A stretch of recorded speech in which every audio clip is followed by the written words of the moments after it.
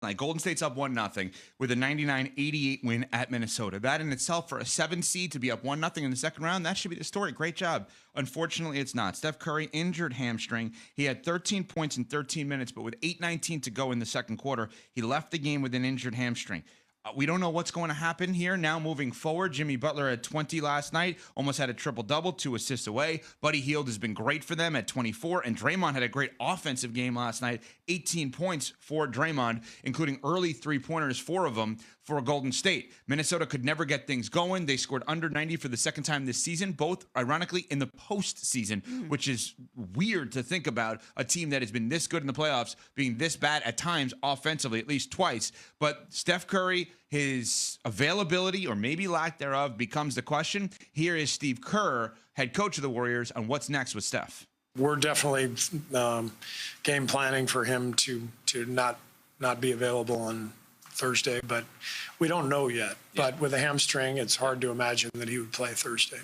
Yeah, hard to imagine he would play Thursday, Smalls, and you never want to take a game for granted. You never want to assume, especially in the playoffs. I think the Warriors can just preemptively strike up 1-0. You did your job. You did exactly what needed to be done in Minnesota. You won a game. There's zero reason he should play in game 2. No, you have to make sure that you're doing everything you can to help along that rehab so that he's ready to go at some point in this series. Because even though this Warriors team was able to rally around Steph after he left and was able to secure the victory. Defensively, they were amazing on Ant, too, last night. He had 23 points, 14 rebounds. He missed his first 10 shots from the field. They were amazing defensively. But clearly, everything runs through Steph Curry. We don't feel like this is what Minnesota is going to be throughout the entirety of the series. And clearly the complexion of how this is going to look is going to be greatly altered if Steph is not out there. So I'm with you. You have the first game in hand. I would not push it when it comes to Steph. It's always dangerous when you think a point that could be made could be in line with one that Pat Costello makes. That is a dangerous place to live. But I'm about to live there. Okay. If the Minnesota Timberwolves do not win this series, with Steph Curry not playing at least one game, maybe more, I don't want to hear Anthony Edwards, face of the league, again until he wins a title. I don't want to hear it. Well, hold on. Could we even give it to him if he wins a title? Things like this? Because part of the face of the league is that we feel like he's got this, even though he hasn't won a title yet, he's got a little bit of that invincibility vibe. Now, it hasn't bared out as far as the results are concerned, but that he's not afraid of anybody, Ant's a killer, things like that. That invincibility vibe, Smalls, goes away very quickly. Because I know you're saying vibe, not he has the invincibility. Correct. There's a big difference. You're so on to something because Butler has it too. Butler has this like, this is his moment. Well, he's never actually won a championship. Correct. Ant, same thing. So the vibe, to use your terminology, around those guys, yes. But with Ant specifically, if you don't beat the Warriors without Steph Curry, that's it. Done. Not that he's not great. Not that he may not go down as a Hall of Famer one day. 1 point in the first half, 0 of 8 from the field. Jovante, producing TV today, has it up on ESPN2 if you're watching at home. The graphic of all the stats. Like, he was a bad player offensively in the first half, which we're going to get to the Chris Finch part because you called him out. But enough.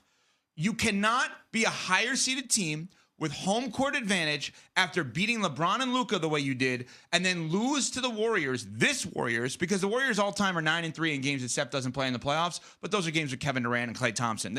Jimmy Butler's going to go to the Hall of Fame, Draymond's going to go to the Hall of Fame, but they're in the latter half of their prime. If you want to be face of the league, best player out there, that vibe of invincibility. I just want to kill everything out on the court. And then you lose to the Warriors without Steph, I'm with you on that. No way. Done. I'm with you. And to go back to your original point about how it's a dangerous neighborhood to live in when you agree with Pat Costello. Yeah. One of the things that Pat has always said is that he thinks the coronation of Anthony Edwards has been a little premature. Right. And this is where we're kind of maybe living in Pat Costello territory. We've at least crossed over county lines because maybe it is a little premature. Now we'll have to wait and see how the series plays out because this is just one game. I don't expect Ant to not be a force or a factor and everything moving forward.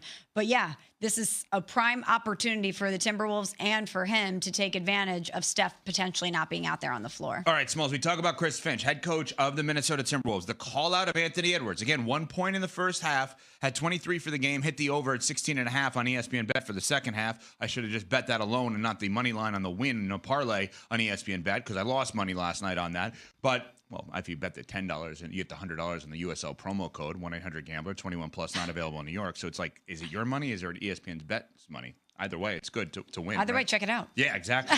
Chris Finch last night on Anthony Edwards, his star player. What is there to talk about? I mean, you're the leader of the team, and you got to come out and set the tone, in all ways that happens. And if your shot's not going, like you still have to carry the energy, So, I don't think there's. If I got to talk to guys about having the right energy coming into opening second round game, then, we're not on the same page. So. All right, Smalls, before we get to the response from Anthony Edwards, I said he might have called out Anthony Edwards, and you said might have. Explain. Like, you hear that and you think what about Chris Finch's decision-making relative to the conversation around his star player? How is there any way on earth that he was not making a very pointed statement about Anthony Edwards? I mean, you just heard it. He's talking about how you have to have a certain type of energy. He's a star. He has to set the tone. There's only one person that could be about. That's Anthony Edwards, and he is absolutely right. Ant came out in that game. He did not look like himself. As we mentioned, he missed his first 10 shots from the field.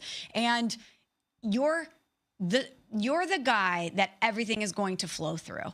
And for somebody who does pride himself on being such a killer and such a menace in so many ways, if you're Chris Finch and this is the outcome of the game, that's what you have to do. You have to push the right buttons. And if that means calling out Ant and telling us what we know, even if he doesn't want to hear it publicly, that's the route that, as a coach, he chose to take. And you can affect a game without scoring, even if you're Anthony Edwards, right? And here is what Anthony Edwards' response was with the question about being called out by Chris Finch.